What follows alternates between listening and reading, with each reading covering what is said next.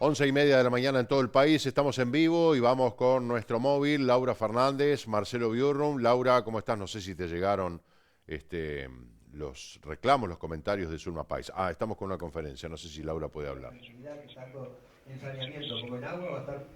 Gracias, Marce. Sí, te hablo bajito porque en realidad estamos en plena conferencia. Está haciendo uso de la palabra el director de OCE-UGD, Jesús Bentancur.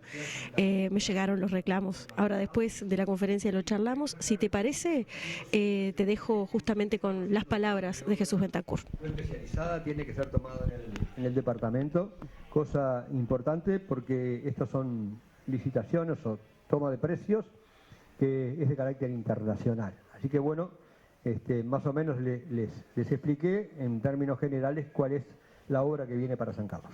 Gracias.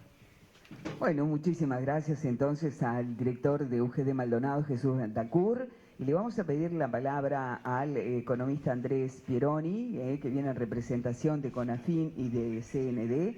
Le damos la bienvenida aquí a San Carlos, al departamento de Maldonado. Muchas gracias. Muchas gracias. Hola. ¿Ahora sí? Bueno.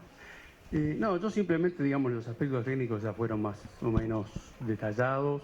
Simplemente agradecerles a todas las partes involucradas en esto, que creo que es de resaltar, digamos, cómo se trabajó desde OPP, el Ministerio, la Intendencia, UGD, OCE, digamos, distintas áreas que al principio costó poner a andar.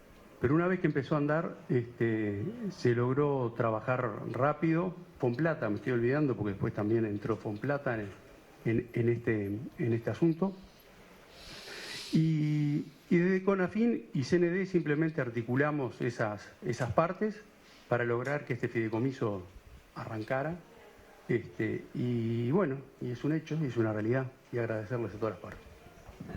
Muy bien, muchísimas gracias. Y bueno, para aquellos que, quieran... Vamos a tener después más información a propósito de esta jornada tan importante que se está llevando a cabo respecto a lo que es la primera licitación vinculada a los trabajos de agua y saneamiento en Maldonado.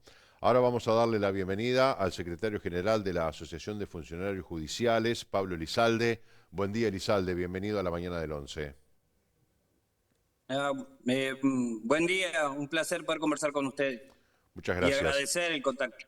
Con mucho gusto. Queríamos hablar de la situación luego de que la asociación se declarara en preconflicto ante la resolución de la Suprema Corte de Justicia de aplicar el nuevo régimen de licencias médicas. La asociación denunció que en el Poder Judicial hay funcionarios de primera y de segunda. Cuéntenos de qué se trata, qué pasa ahí. Lo que pasa es que la ley de licencias médicas habilitaba a que jueces y defensores quedaran excluidos de la aplicación de la ley. Eso si bien fue lo que se aprobó. Con esta medida que tomó la Corte lo termina de consagrar, ¿no? O sea, ahora ya como se va a aplicar la ley de licencias médicas, van a haber funcionarios como los jueces y los defensores que no se le va a aplicar la ley, y al resto de los trabajadores y trabajadoras del Poder Judicial se le va a aplicar. Lo que significa la ley, en líneas generales, lo que plantea es que después de 9 días que no es el descuento, 9 días anuales, se descuenta el 25% del sueldo por todo concepto a los trabajadores. Nosotros esto lo estuvimos analizando. De hecho se presentaron reclamos a nivel nacional. Por ejemplo, nosotros ya presentamos una inconstitucionalidad ya el año pasado que está prontamente a salir. También fuimos a la OIT a plantear el reclamo porque nosotros consideramos que esta ley de licencias médicas que impacta en todos los trabajadores públicos es ilegal en primer lugar. Viola normativa nacional y viola normativa internacional. Incluso la propia OIT la semana pasada nos comunicó que aceptó el reclamo justamente porque se violan recomendaciones internacionales que ella me ha dado y acuerdos internacionales que el Uruguay ha ratificado. Y aceptó el reclamo. Incluso es más, fue un paso más, porque plantea que se violó la ley de negociación colectiva. Entonces también se le dio pase a la Comisión de Libertad Sindical para que esto se discuta a nivel ya estatal, ¿no? Con una intermediación de la propia OIT. Estaba leyendo que la demanda que presentaron ante la OIT que fue admitida y que se examinarán, por ejemplo, incumplimientos de convenios firmados, protección del salario, seguridad, salud de los trabajadores, negociación colectiva y servicios de salud en el trabajo. Todo esto es pasible, según se ha dicho, va a ser revisado. ¿Qué podría pasar en caso de que hagan lugar a este reclamo de la asociación? De hecho, a ver, digo, la primera etapa que nosotros estamos muy confiados que vamos a que nos va a dar la razón la Corte Integrada, tengamos en cuenta que la Suprema Corte de Justicia se excusó, y a la Corte excusarse se sortean entre los ministros del Tribunal de Apelaciones 5 ministros que asumen la competencia de la Corte. Nosotros estamos muy confiados que eso, bueno, va a salir positivo para los trabajadores judiciales, y en ese caso, para los que accionamos por la inconstitucionalidad, que fue la enorme mayoría de los trabajadores, no se nos va a aplicar la ley. En el caso a nivel internacional, si no se llegan, porque lo que ahora se viene es una etapa de conciliación donde se le plantea al Estado uruguayo a lo que no hizo anteriormente, sentarse a llegar a un acuerdo sobre, bueno, cómo se podría atemperar el impacto de esta ley. Si no se llega a un acuerdo, bueno, ahí vienen etapas sucesivas que la Organización Internacional del Trabajo le plantea al Uruguay, y puede llegar hasta sanciones, ¿no? Que lo que impacta directamente es, por ejemplo, es cuando Uruguay necesita tomar deuda o cuando hay algún tipo de cuestiones internacionales, bueno, la calificación del país baja. A nosotros nos parece que, bueno, que es altamente perjudicial que eso pase, que se puede subsanar en primer lugar, con un llamado a todas las partes a sentarnos en una mesa a poder discutir. El argumento nosotros no lo tomamos de recibo, ¿no? O sea, plantear que esta ley que se genera para todos es por los abusos, yo creo que el problema es poder tener los mecanismos de control para que esos abusos no ocurran, y de alguna forma nosotros le discutimos fuertemente al Poder Ejecutivo, porque quien certifica nuestras licencias médicas es un médico, ¿no? Y ya desde hace unos cuantos años, al menos en el Poder Judicial, esos mecanismos son los que el propio Poder Ejecutivo y los propios reglamentaciones que se han generado se está haciendo. De hecho, nosotros las certificaciones médicas, nosotros no tenemos oficinas certificadoras, y quien plantea eso es el médico que directamente lo atiende por intermedio de la sociedad médica, que comunica al BPS, y es el BPS el que comunica a los organismos. Entonces, y por otro lado también el cuidado de la salud en el trabajo en el Poder Judicial no se está cumpliendo, porque no tenemos una oficina especializada de qué es lo que está pasando. O sea, y cuáles son las patologías que enferman a los trabajadores judiciales, que de hecho en más de una ocasión nosotros hemos planteado la posibilidad, incluso porque esta ley tiene muchos años, ha tenido un derrotero bastante largo, le hemos planteado la posibilidad de que, bueno, que se excluyan de estas licencias médicas aquellas patologías que tengan que ver con el trabajo propiamente dicho. Eso no se aceptó. Entonces nosotros lo que sí planteamos es, bueno, generemos espacio de diálogo donde podamos tener un diagnóstico certero de cuál es la realidad, y después vemos los mecanismos para que los abusos en estos casos no ocurran. Elizalde, hablando y leyendo sobre esta realidad de la Asociación de Funcionarios Judiciales, me encontré con algo que, bueno, tantas veces sucede en noticias y quedan ocultas o sucumben ante el caudal enorme de información que hay permanentemente, pero hace 3 meses falleció un trabajador por acoso laboral. Esto de alguna manera también tiene que ver con lo que usted está planteando. Claro, sí, fue el año pasado. El año pasado. Mire, va a ser de hecho, una de las movilizaciones que nosotros estamos planteando es el próximo miércoles, el próximo 21. que es justamente el día que el compañero tomó la triste decisión de quitarse la vida, justamente a raíz de las problemáticas que estábamos teniendo en su lugar de trabajo, en una de las oficinas más importantes, si no la más importante en el área administrativa del Poder Judicial.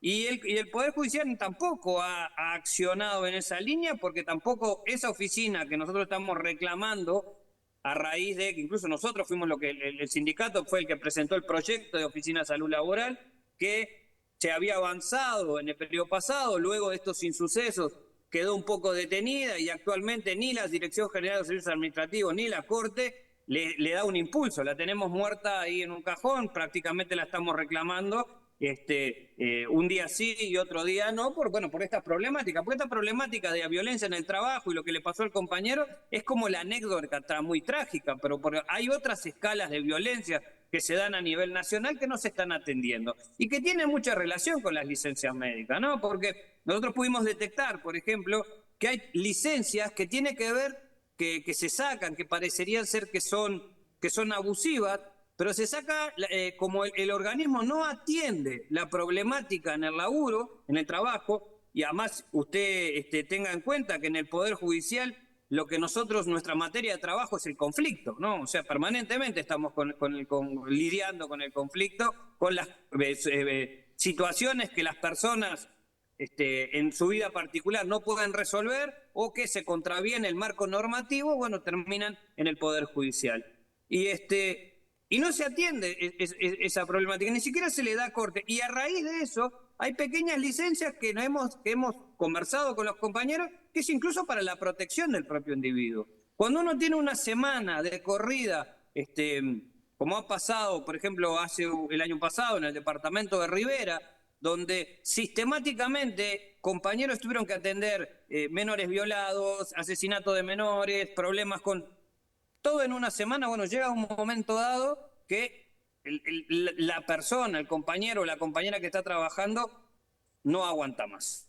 No aguanta más. Entonces, todas estas problemáticas no están discutidas, sino están puestas arriba de la mesa para generar espacios saludables de donde, cómo es que solucionamos las problemáticas y podemos, en definitiva, dar una mejor atención, que es lo que nosotros creemos. Todas las problemáticas que en el Poder Judicial no se resuelven internamente, el mayor de los afectados es la población. Porque cuando un compañero falta por licencia médica o por otro tipo de situaciones, a que se perjudica es a la gente. Y lo que nosotros lo que no queremos es que se perjudique la gente. ¿Ah? El tema es que también puede llegar a pasar estos extremos cuando no se atiende específicamente la problemática. En el Poder Judicial, el 90% de las problemáticas tiene relación con la salud mental. Entonces, creo que ahí es donde tenemos que empezar a discutir y que no se castigue a quien tiene licencia o que no se quiera castigar a la gran mayoría por los abusos, que yo creo que tiene que haber controles para esos abusos, ¿tá? Pero que sí se atienda a toda la problemática de la salud en el trabajo. Yo justamente le iba a preguntar, porque estamos hablando de un poder del Estado, ¿verdad? Del Poder Judicial. Y estamos hablando de una problemática que tiene que ver con vínculos laborales, con derechos adquiridos, pero con un tema de salud mental claro que también ha permeado el Poder Judicial, un Poder Judicial que desde el punto de vista de los funcionarios está absolutamente colapsado, más allá de las normativas y los códigos vigentes, el trabajo humano de hombres y mujeres que trabajan en el Poder Judicial están absolutamente desbordados, eso lo vemos absolutamente todos los días y todos, el que no lo ve es porque se hace el distraído.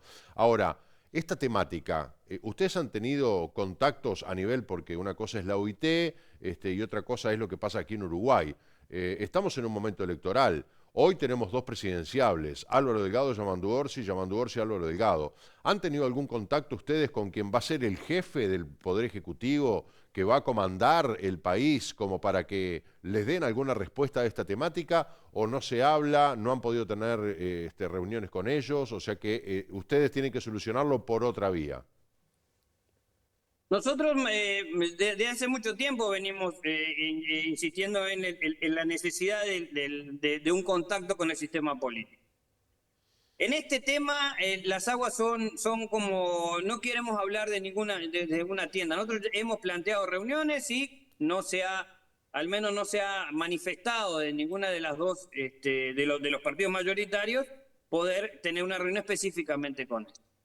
Pero bueno, nosotros consideramos que es un tema a tratar en el próximo Poder Ejecutivo que asuma, va a tener que tomarlo seriamente.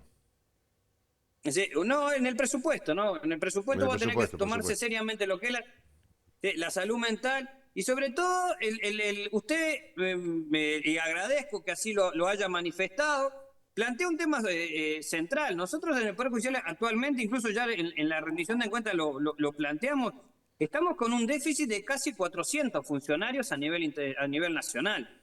Cuando digo funcionarios 400, estoy hablando de todas las categorías, de los jueces hasta los administrativos quintos. O sea, faltan 400 personas. Y nosotros no vemos una discusión seria sobre qué recursos se le van a otorgar al Poder Judicial. Por ejemplo, sí se habla de la creación de un Ministerio de Justicia para aplicar la política pública de justicia, pero no vemos ese mismo ímpetu en decir, bueno, ¿cómo es que nosotros solucionamos la problemática de a quién que es el garante de los derechos de todos, ¿no? Nosotros, ya lo adelanto, una de las reivindicaciones que estamos planteando de cara al próximo presupuesto nacional es que se duplique el porcentaje de asignación presupuestal para el Poder Judicial. Fíjese, nosotros tenemos el porcentaje más bajo de la historia. Si yo le digo que al Poder Judicial se le asigna el 1,03% del presupuesto nacional. O sea, cualquier otro ministerio se le asigna más. Nosotros tenemos en el entorno de 500 sedes a nivel nacional, unos 4.700 funcionarios, y que cada vez, que es interesante también la relación, ¿no? Por un lado, el sistema político empieza a dirimir aquellas cosas que no logra terminar de dirimir en los ámbitos políticos, entonces cuando ya no lo logro dirimir en el Parlamento Nacional, bueno, terminan en la justicia, con una justicia que no tiene recursos para dar respuesta a lo que se está planteando. Y no, eso es en la cuestión política, pero por ejemplo, todo el sistema político en la legislación anterior, en el periodo anterior de gobierno, votó la ley de género. Sin embargo, por ejemplo, se votó sin presupuesto. Y no votarse sin presupuesto significa que para poder tenerlos abiertos los juzgados, pues como bien ustedes recién estaban pasando una noticia sobre San Carlos. Ahí fue el primer juzgado de género que se creó en San Carlos. Sin embargo, sin presupuesto. Entonces hubo que sacar funcionarios de acá, traer funcionarios de allá, para que ese juzgado estuviera abierto. Entonces, pero no podemos dar respuesta, porque la aplicación de la ley de género, por lo que el legislador dijo, tiene todo un contexto antes de llegar al propio juzgado, que es distinto a los procedimientos anteriores. Eso necesita recursos. Necesita recursos para yo tener asistentes sociales, necesita recursos para tener psicólogos, que a su vez estamos a veces... Bueno, en Montevideo la ley de género en su totalidad no se puede aplicar porque no hay ningún juzgado. De hecho, de género hay solo 3 juzgados a nivel nacional. Uno en San Carlos, otro en la ciudad de Salto y otro en la ciudad de Rivera. Que no funcionan, sí. O sea, por ejemplo, en Rivera tenemos un solo asistente social para todo el departamento. En San Carlos, dada la problemática, hubieron todos equipos técnicos que plantearon la renuncia. Entonces, cuando se plantean este tipo de cosas, cuando se habla del Poder Judicial, también se tiene que hablar de recursos, que es lo que no se dan.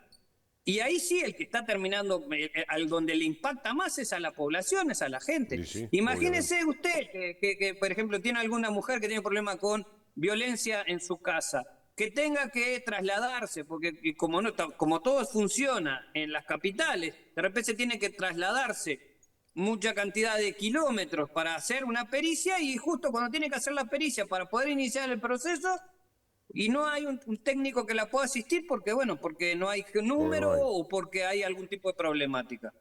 Entonces, creo que, y es interesante porque ninguno de los actores políticos se mete específicamente a hablar del Poder Judicial. Podemos hablar del Ministerio de Justicia, podemos hablar de la situación de inseguridad, pero no hablan del lugar donde termina resolviéndose, ¿no? Porque, por ejemplo, la policía detiene a alguien y quien define a dónde va, si queda en libertad o queda detenido, es un juez. Y se genera un proceso. No, pero además... Yo creo que hay que tomar... Sí. Elizalde, estamos todo el tiempo escuchando que se dice, se ha politizado la justicia o se ha judicializado la política, o sea, todo vemos que se dirime a la justicia, vemos permanentemente desde los problemas domésticos, como que usted cita, y otros tantos, hasta los presuntos casos de apariencia delictiva que se dan en la esfera del Estado, del gobierno, que todo confluye, como usted dice, en la justicia. Y vamos a estar a que la justicia dictamine como que es un poder y una sentencia suprema que debería serlo, pero que con todas estas carencias claramente es imposible que funcione de manera eficaz. Es como que yo quiera abrir una gran superficie y para esa gran superficie tomo una cajera, un gondolero y un portero. Imposible hacerlo funcionar, porque no voy a dar abasto, porque no voy a poder atender. Es muy llamativo que el Poder Judicial tenga solamente el 1,5% o menos del presupuesto nacional. Es una cifra inverosímil, ¿no? Es lo que se está reclamando, por ejemplo, el 1% para investigación en materia de educación. Y estamos hablando de para investigación lo mismo que para un poder judicial, donde hoy todo está judicializado, porque hoy todo se dirime en la justicia, porque es nuestra garantía y porque es quien puede terciar en un diferendo para buscar un acuerdo y justamente ejercer justicia, ¿verdad? Que el símbolo es la balanza, equilibrada, con una justicia ciega. Ahora, evidentemente así no se puede funcionar. Es muy preocupante el panorama hacia adelante porque si estamos en un periodo electoral y si los dos presidenciables que están en carrera hoy no han aceptado o no se ha dado este tipo de diálogo y de realmente tomar nota, que a ver, no es que digo no lo sepan, ¿no? Lo saben perfectamente bien, pero que no se haga nada es preocupante hacia adelante, donde las cosas pintan que van a ser iguales o peores. Es más, usted puso una cosa que lo ejemplifica bien. El 1% ese que se plantea para investigación es del PIB, o sea, del Producto Claro. Bruto Interno. Nosotros, si vamos al Producto Bruto Interno, tenemos el 0,4 del Producto Bruto Interno. O sea que es menos de lo que se pretende para investigación. Y usted recalca una cosa bien interesante. Dice, cuando se plantea venir a la justicia y esperar el fallo judicial, también son importantes los recursos.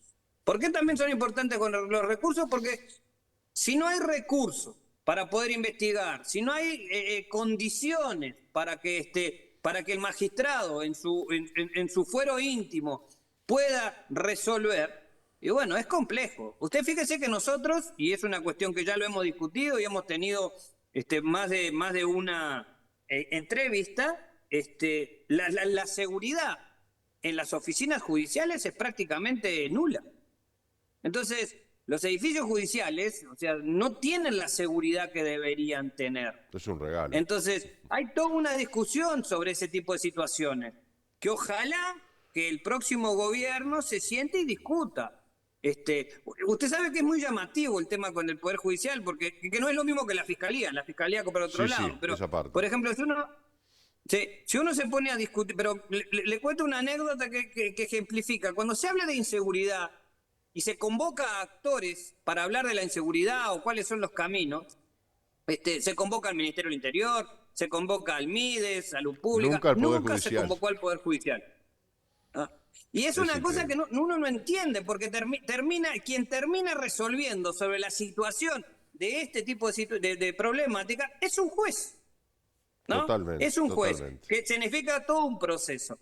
Entonces, nosotros incluso hemos discutido mucho, ¿no? El Poder Judicial es la garantía que uno tiene de que la normativa que hay en el país se cumpla. Por eso incluso a su vez criticamos tan fuertemente a la Corte con la aplicación de estas licencias medias, porque ya saben que hay violación, más allá de que si es constitucional o no es inconstitucional. El tema es que se violenta, ¿tá?, normativa laboral que el Uruguay ha ratificado y que el Uruguay tiene. Es claro, ¿qué es lo que planteó la OIT?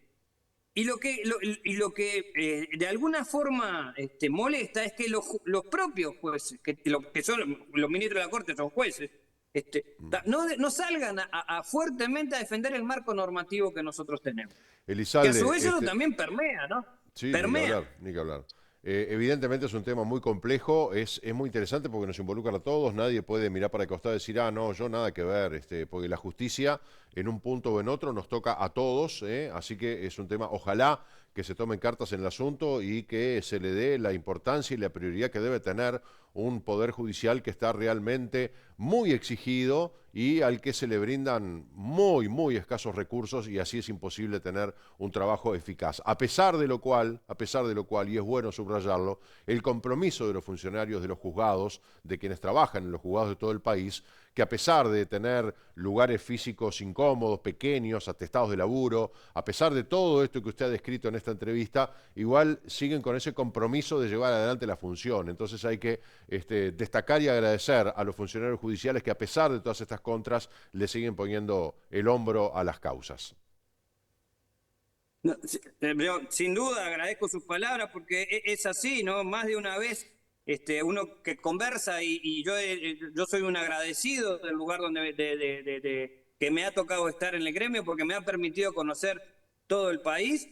Y más de una vez, incluso yo relataba en pandemia, por ejemplo, los juzgados, que nosotros hicimos toda una movida porque querían cerrar unos juzgados chicos, pero esos juzgados chicos que nosotros no logramos cerrar en pandemia fueron fundamentales en el contacto que había, en el vínculo que había con otras, Claro. con la población, en aquellos lugares más chicos. Por ejemplo, hay anécdotas, y siempre nos quedó con una de una compañera que trabaja en el juzgado de Massoyer, que venía la gente ahí. O sea, Massoyer está bien al norte del país, frontera con Rivera, está a 60 kilómetros del pueblo más cercano, que es Tranqueras, y unos cuantos kilómetros le queda Artigas. La gente iba al juzgado porque había conexión a internet, porque había teléfonos. Entonces la compañera era la que le hacía el nexo a la población de que si tenía por salud pública, porque había que agendarse, o con algún tipo de organismo del Estado, que había que pedir una partida de nacimiento. Entonces, fueron realmente centros sociales importantes. Incluso cuando esta decisión de la Corte de cerrar los juzgados, fueron la propia gente de esas localidades las que se reunieron, y las fuerzas sociales, de todo, desde CAIF, escuelas, policlínicas, la comisión del barrio, la comisaría de los pueblos, que nosotros hablamos Sí. todos con ellos, decían, no, lo que pasa es que queremos que esté el juzgado, es Está un claro. centro social el juzgado, es la Elizalde, autoridad civil en el territorio. usted menciona a Massoyer y la poca importancia que se le da, pero sin embargo hace poco asistimos a una celebración, una peregrinación, ¿no? La marcha de Massoyer, donde estuvieron connotados dirigentes, en este caso del Partido Nacional, pero quiero decir, hay algunas cosas en las que hay un pueblo, una localidad del interior que adquiere una relevancia nacional por un hecho histórico importante y sin embargo por algo que nos va la vida a todos en la cotidiana no es tenido en cuenta. Ojalá que podamos sumar un granito de arena con esta visibilización y escucharlo a usted para que esto tenga un viraje y en definitiva tenga una solución. Le agradezco por su tiempo. No, los agradecidos somos nosotros porque, bueno, estos espacios para poder conversar de esta temática siempre son buenos, y tratar de que, bueno, de que la gente comprenda y reclame, ¿no? Yo soy un convencido que la gente tiene que reclamar cuando se le violenta algún derecho, tiene el derecho de reclamar. Y lo interesante es que, aunque a uno le parezca que el Poder Judicial es lejano, es muy cercano. Al cabo de la vida de una persona, en algún momento va a ir al Poder Judicial. Sin duda. No le digo porque cometa un delito, o se divorcia, Claro. o una sucesión, O no me pagan el alquiler, no me pagan el alquiler de la casita y tengo que reclamarlo, y para eso necesito ir a un juzgado. Cualquier cosa necesita ir a un juzgado, lamentablemente. Se equivocó el funcionario al inscribirlo y la rectificación de partida termina en un juzgado. Tal cual. Entonces, agradezco muchísimo el espacio para poder conversar. Con mucho gusto, Elizalde, hasta cualquier momento. Un saludo a la distancia. Bueno, la situación de la Asociación General, la Asociación de Funcionarios Judiciales del Uruguay, bueno, resumida en estos minutos. Hacemos la pausa, falta un minuto para el mediodía.